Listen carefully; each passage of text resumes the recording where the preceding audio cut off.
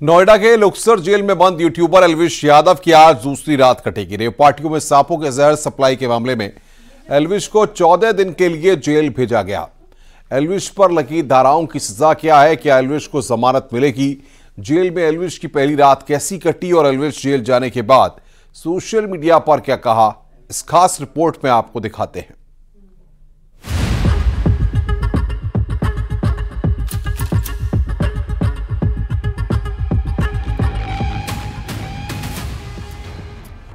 Rape पार्टियों में जहरीले सांपों के विष सप्लाई के आरोप में यूट्यूबर एल्विश यादव नोएडा के लुक्सर जेल में बंद है। रविवार को सूरजपुर की एसीजेएम कोर्ट ने एल्विश को 14 दिन की न्यायिक हिरासत में भेज दिया। सूत्रों के मुताबिक यूट्यूबर एल्विश यादव ने पुलिस के सवालों का सही जवाब नहीं दे पाया। पुलिस ने एल्विश यादव को लोकेशन की CDR दिखाया। इसके बाद एल्विश यादव ने पार्टी में सांप और सांपों का जहर की सप्लाई की बात कबूल की। साथ ही एल्विश ने पूछताछ में सांप का जहर सप्लाई करने वालों के संपर्क में होने की बात भी स्वीकार की है।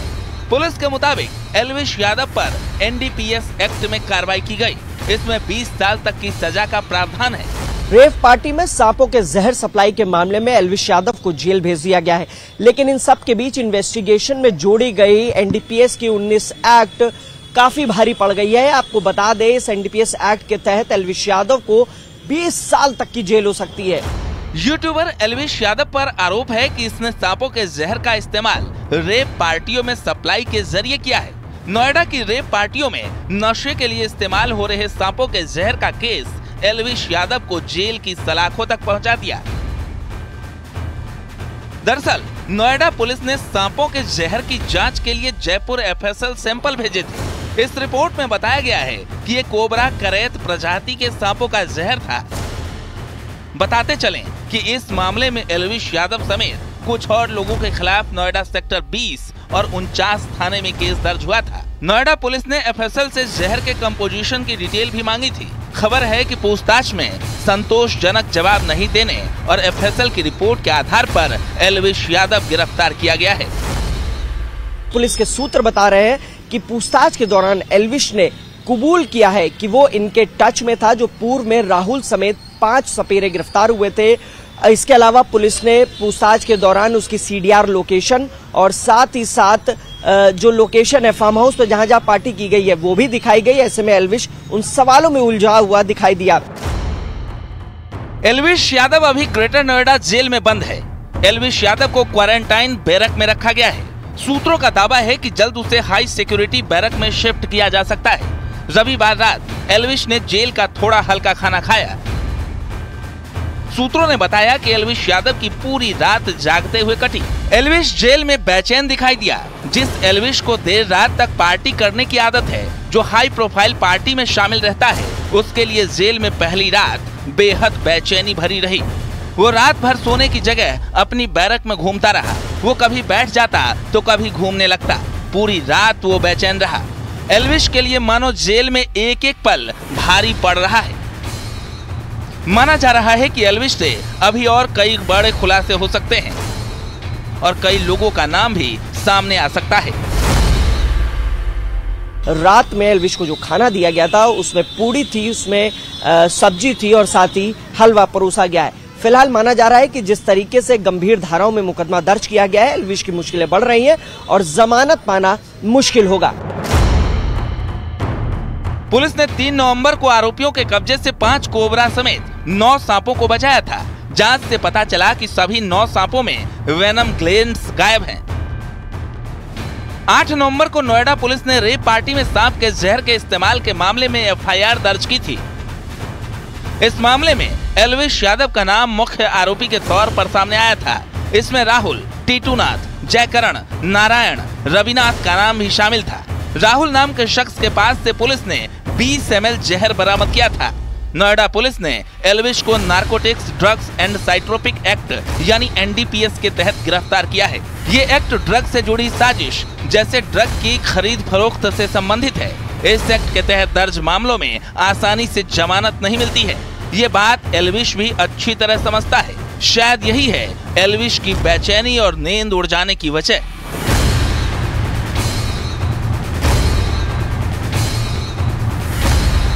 नोएडा से हिमांशु शुक्ला, न्यूज़ 18।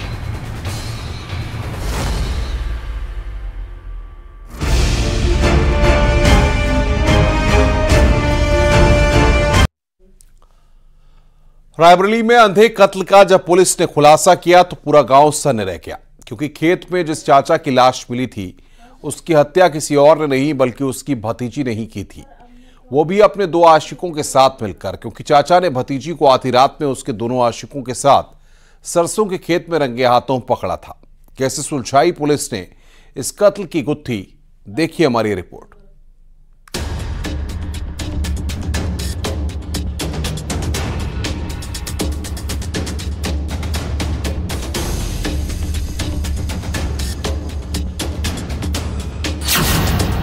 भतीजी निकली चाचा की हत्यारिन।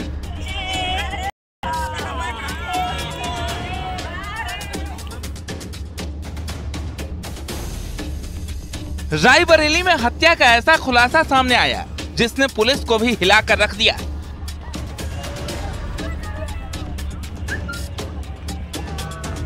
हत्यारा कोई और नहीं बल्कि भतीजी और उसके 2 आशिक निकले। दरअसल 11 मार्च को युवती अपने 2 आशिकों के साथ सरसों के खेत में संबंध बनाते हुए पकड़ी गई थी। युवती के चाचा ने ही उसे दोनों आशिकों के साथ संबंध बनाते रंगे हाथों पकड़ा था।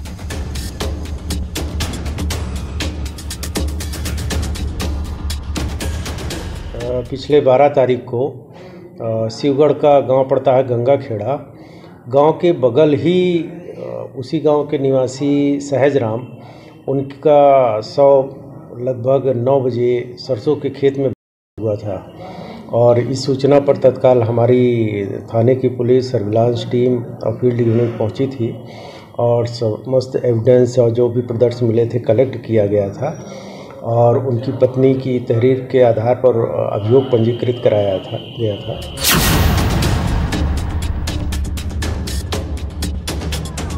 रायबरेली में शिवगढ़ थाना इलाके के गंगा खेड़ा गांव का मामला है, जहां रहने वाले सहज राम ने अपनी भतीजी को अपने 2 आशिकों के साथ खेत में संबंध बनाते हुए रंगे हाथों पकड़ लिया।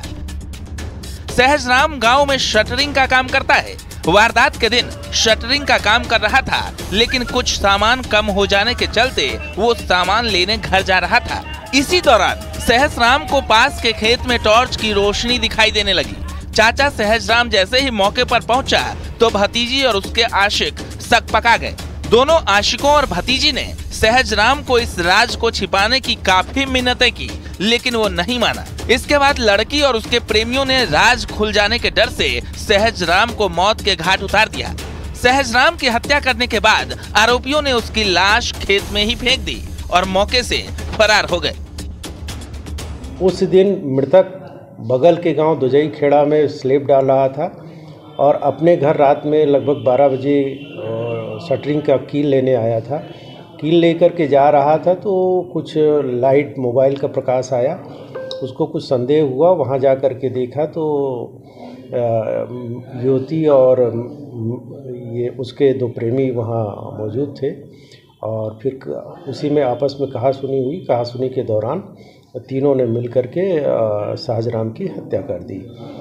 इसमें उसके मोबाइल और बाइक सारी सब बरामद हो गई हैं और अभियुक्तों को गिरफ्तार करके रिमांड हेतु माननीय प्रेषित किया गया है।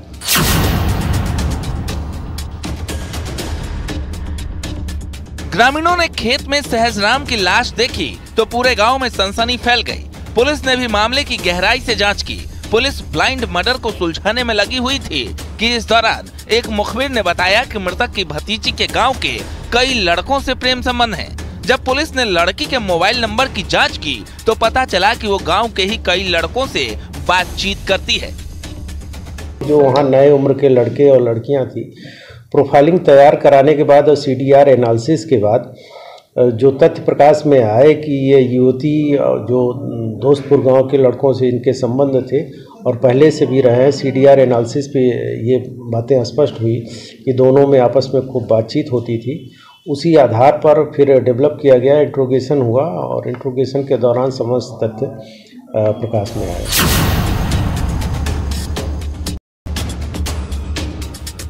पुलिस ने पूछताछ के लिए आरोपी लड़की को ही उठा लिया और कड़ी पूछताछ की। युवती ने बताया कि उसके गांव के अलावा दूर दराज के कई लड़कों से प्रेम संबंध है।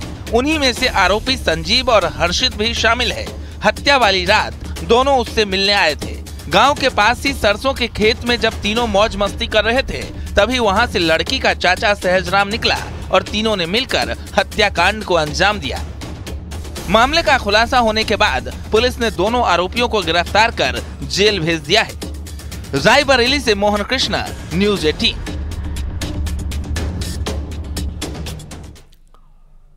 रुक रहे हैं यहां पर एक ब्रेक के लिए। खबरों का सिलसिला लगातार जारी है।